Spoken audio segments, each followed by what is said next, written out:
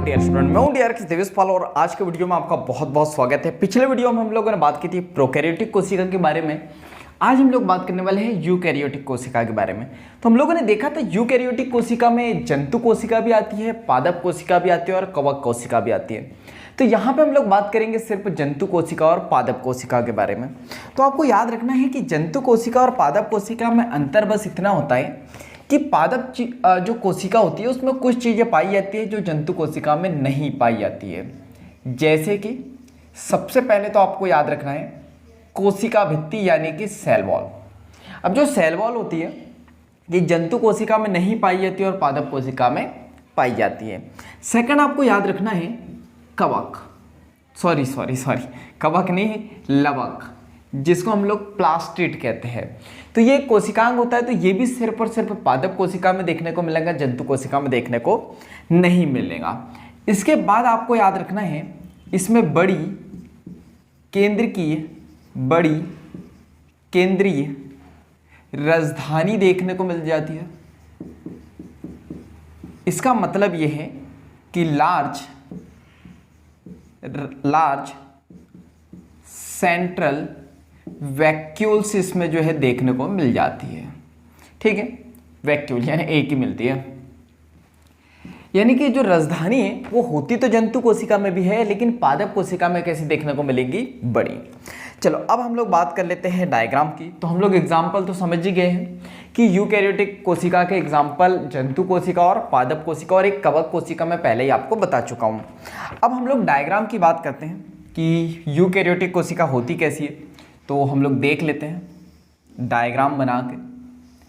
आप लोगों ने वैसे देखा होगा 11th, 12th, 9th, 10th शुरू से हम लोग ये पढ़ते आ रहे हैं। तो ये बेसिक सी एक बाउंड्री होती है, तो इसको थोड़ा सा और अच्छे से बना देते हैं। इसको हो गया पोलियो, तो अब थोड़ा ठीक है। तो हम लोग बात करते हैं ये होती है बाउंड्री। इसके बाद बीच में आपको जो है यहाँ पे देखने को मिल जाएगा केंद्रक। ठीक है, अब यहाँ पे इसके अंदर कुछ कोशिकांग होते हैं।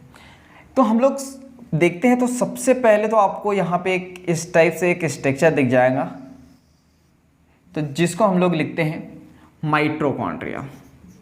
तो ये होता है हमारा माइटोकॉन्ड्रिया।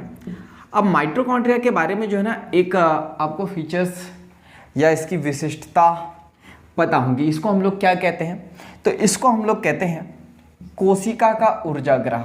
बचपन से पढ़ते आ रहे हो आप लोग, बचपन से मतलब जब से दूध पी रहे हो, जब से नहीं, जब से जो है लगभग 6 से जो है साइंस स्टार्ट हो जाती है। तो आपको ये याद रखना है कि जो माइटोकॉन्ड्रिया क्या है, कोशिका का ऊर्जाग्रह, यानी जो कोशिका में जितनी भी एनर्जी बनेगी, जितनी भी ऊर्जा बनेगी, वो किसका काम है, माइटोकॉन्ड्रिया का। इसके बाद हम लोग बात करते हैं। तो यहाँ पे कुछ एक और स्ट्रक्चर देखने को मिल जाता है, कुछ इस टाइप से। तो इससे हम लोग कहते हैं गोल्जी काय या फिर गोल्जी बॉडी। तो इसको लिखते हैं हम लोग गोल्जी काय। ठीक है, तो गोल्जी काय के बारे में आपको याद रखना है, इसको हम लोग कहते हैं ट्रैफिक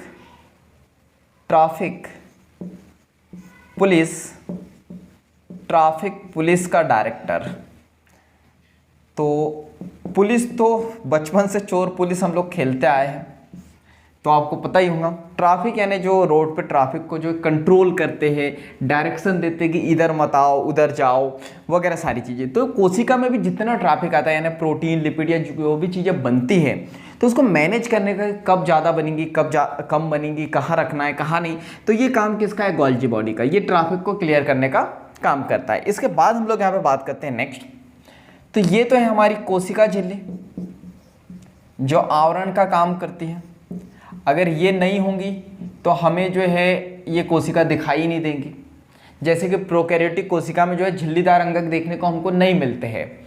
तो होता क्या है कि माइटोकॉन्ड्रिया, लाइसोसोम, कोई भी कोशिकांग हमको वहाँ पे दिखाई नहीं देगा। तो इसका एक ही काम है और वो क्या है, आवरण प्रदान करना, यानी कि कवरिंग, प्रोटेक्शन का काम करता है। इसके बाद हम लोग बात करते हैं, यहाँ हमको एक और कोशिकांग देखने को मिलता है जिसको हम लोग कह देते हैं लाइसोसोम। और लाइसोसोम को आपको पता है क्या कहते हैं, इसको हम लोग कहते हैं आत्महत्या हत्या की थैली या फिर आप झोला भी कह सकते हो। तो इसको हम लोग कहते हैं सुसाइडल बैग। ठीक है, याद रखना है आत्महत्या की थैली। और आपको पता है नीट में आजकल क्वेश्चन कैसे आ रहा है, सही जोड़ी मिलाने वाले। तो आपको सारी चीज़ें पता होनी चाहिए कि कौन सा कोशिकांग कौन सा काम करता है। कई बार सही जोड़ी बनाने के लिए बोल दिया जाता है आपको। इसके बाद हम लोग यहाँ पे बात करते हैं। तो यहाँ पे कुछ द्रव्य होता है, लिक्विड होता है, और यहाँ पे भी द्रव्य होता है। तो हम भर देते हैं टिप टिप बरसा पानी, और पानी ने आग लगाई, आग लगी दिल में तो कोशिका की याद आई। तो ये मैंने भर दिया इसमें पानी। तो अब यहाँ पे इसमें जो पानी भरा है इसको हम लोग क्या कहते हैं? तो इसको हम लोग यहाँ पे लिखते हैं केंद्रक द्रव्य, जिसको हम लोग यहाँ पे लिखते हैं न्यूक्लियोप्लाज्म। ठीक है, तो ये एक हो गया केंद्रक द्रव्य। इसके अंदर एक और स्ट्रक्चर देखने को मिलेगा जिसको हम लोग लिखते हैं केंद्रिका, यानी कि न्यूक्लियोलस जिसको हम लोग कहते हैं। इसके बाद हम लोग यहाँ पे बात करते हैं, एक यहाँ पे होती है आवरण जिसको हम लोग लिखते हैं केंद्रक झिल्ली।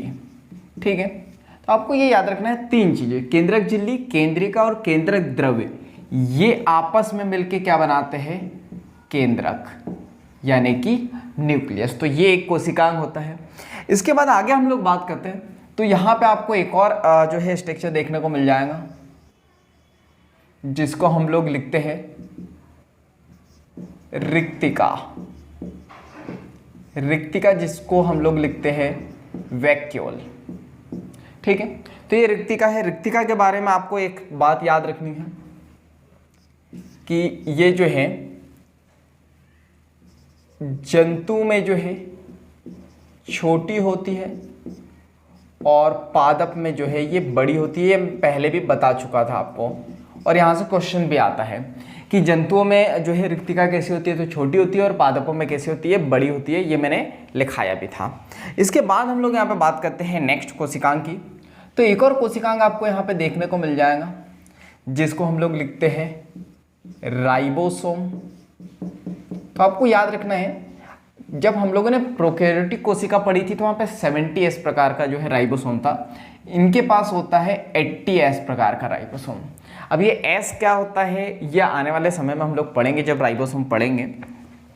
इसके बाद नेक्स्ट कोशिकांग की बात करें हम लोग, तो यहाँ पे आपको एक और कोशिकांग देखने को मिलेगा जिसको हम लोग लिखते हैं तारककाय। तो इसको हम लोग लिखेंगे तारककाय। तारककाय तो इंपॉर्टेंट कोशिकांग है जिसको हम लोग लिखते हैं सेंट्रोसोम। तो सेंट्रोसोम के बारे में भी एक चीज आपको याद रखनी है कि यहाँ पे ये जो है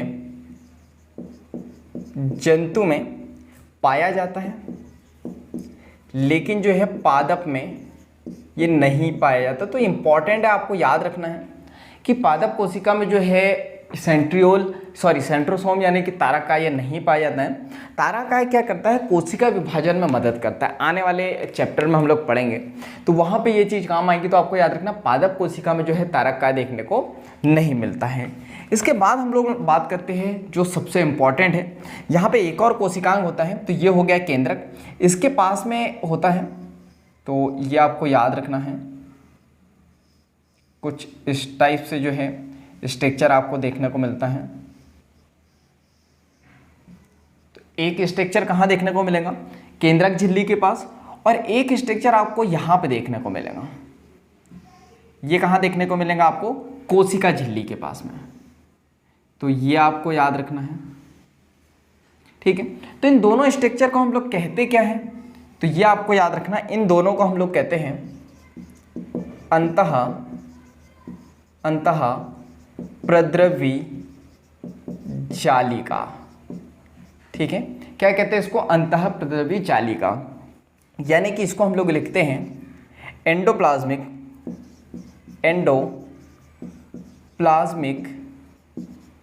रेटिकुलम। ठीक है, तो ये एक कोशिकांग आपको याद रखना है जो एक केंद्रक झिल्ली के पास भी होता है और कोशिका झिल्ली के पास भी होता है, जिसको एंडोप्लाज्मिक रेटिकुलम कहते हैं। इसके बाद आपको याद रखना है कि जो केंद्रक झिल्ली के पास जो यहाँ पे आपको एंडोप्लाज्मिक रेटिकुलम देखने को मिलेगा, इसके ऊपर क्या होता है, कुछ स्ट्रक्चर इस टाइप से लगे होते हैं। तो यहाँ पे ये आपको देखने को मिलेंगे। ये कौन सा एंडोप्लाज्मिक रेटिकुलम है, जो केंद्रक झिल्ली के पास में है, ठीक है। तो आपको ये याद रखना है, ये जो स्ट्रक्चर ये है क्या, ये है राइबोसोम। तो आपको याद रखना है ऐसा एंडोप्लाज्मिक रेटिकुलम जिसके ऊपर राइबोसोम चिपके रहते हैं, उसको हम लोग लिखते हैं रफ एंडोप्लाज्मिक रेटिकुलम, यानी खुरदुरी अंतःप्रद्रवी जालिका। आगे हम लोग डिटेल में पढ़ेंगे, बट याद रखना जो केंद्रक झिल्ली के पास जो अंतःप्रद्रवी जालिका होती है वो होती है रफ। इसके बाद हम लोग बात करते हैं ये जो कहाँ पे, जो केंद्रक झिल्ली के पास होती है, इसको हम लोग लिखते हैं स्मूथ, यानी कि मुलायम एंडोप्लाज्मिक रेटिकुलम। अच्छा, ये स्मूथ क्यों है? ये स्मूथ इसलिए है क्योंकि इसके ऊपर राइबोसोम नहीं है। क्लियर है यहाँ तक के? तो मैंने आपको लगभग सारी चीज़ें बता दी। और एक चीज़ जो आपको यहाँ पे याद रखनी है यूकैरियोटिक कोशिका के बारे में, तो ये की पॉइंट है, नोट करके लिख सकते हैं हम लोग, 2000 का नोट है। तो यहाँ पे आपको याद रखना है कि यहाँ पे जो है झिल्लीदार अंगक जो है आपको देखने को मिलेंगे, यानी उपस्थित होंगे, ठीक है।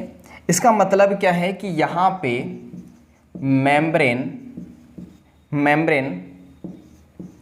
बॉन्ड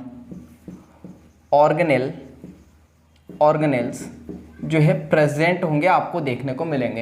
यानी ऐसे अंगक, ऐसे ऑर्गेनेल जिस पे मेम्ब्रेन होंगी, जैसे कि माइटोकॉन्ड्रिया, गोल्जी बॉडी वगैरह, ये सारी चीज़ें। क्लियर है? तो यूकैरियोटिक में आपको इतना ही पढ़ना है। तो फटाफट एक बार क्विकली रिवाइज करते हैं इसको हम लोग। देखो हम लोगों ने क्या देखा, तो हम लोगों ने बात करी यूकैरियोटिक कोशिका के बारे में। तो ये जंतु कोशिका भी हो सकती है और पादप कोशिका भी। अंतर क्या है कि यहाँ पे पादप कोशिका में आपको कोशिका भित्ति, लवक और जो है बड़ी केंद्र की राजधानी देखने को मिलेंगी, जो जंतु कोशिका में बिल्कुल भी देखने को नहीं मिलती है।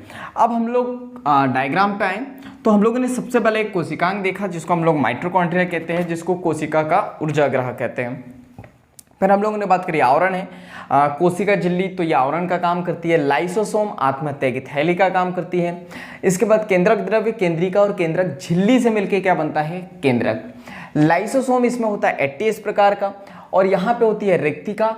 तो इस जंतुओं में ये छोटी होती है और पादपों में क्या होती है, बड़ी होती है। इसके बाद आपको याद रखना है जो तारककाय है ये जंतुओं में पाया जाता है और पादपों में नहीं पाया जाता। इसके बाद यहाँ से कई बार क्वेश्चन आए हुए हैं, आने वाले लेक्चर में हम लोग देखेंगे। तो ये याद रखना है कि जो केंद्रक झिल्ली के पास जो एंडोप्लाज्मिक रेटिकुलम होता है वो रफ होता है, और जो कोशिका झिल्ली के पास होता है वो क्या होता है, स्मूथ होता है। क्लियर है? तो आज के लिए इतना ही। आपको पता है क्या करना है, इस वीडियो को लाइक करना है अगर आपको पसंद आया हो तो, और इस वीडियो को ज़्यादा से ज़्यादा शेयर करना है। अगर मतलब मेरा मानना है कि जब हम दूसरों की हेल्प करते हैं तो ये नेचर हमारी हेल्प करता है। तो इस वीडियो को लोगों तक के भी शेयर कर दो, और कमेंट्स करके बताओ अगर इससे कुछ सीखा हो या कोई डाउट हो आपको तो। और बाकी हम लोग मिलेंगे इस तरह हंसते हुए, मुस्कुराते हुए, लाइफ में नया सीखते हुए। तो मिलेंगे हम लोग, और चैनल को सब्सक्राइब कर दो, बेल आइकन को दबा दो ताकि ऐसे वैल्यूबल वीडियो की नोटिफिकेशन सबसे पहले आपको मिलते रहे। तो thank you and bye bye.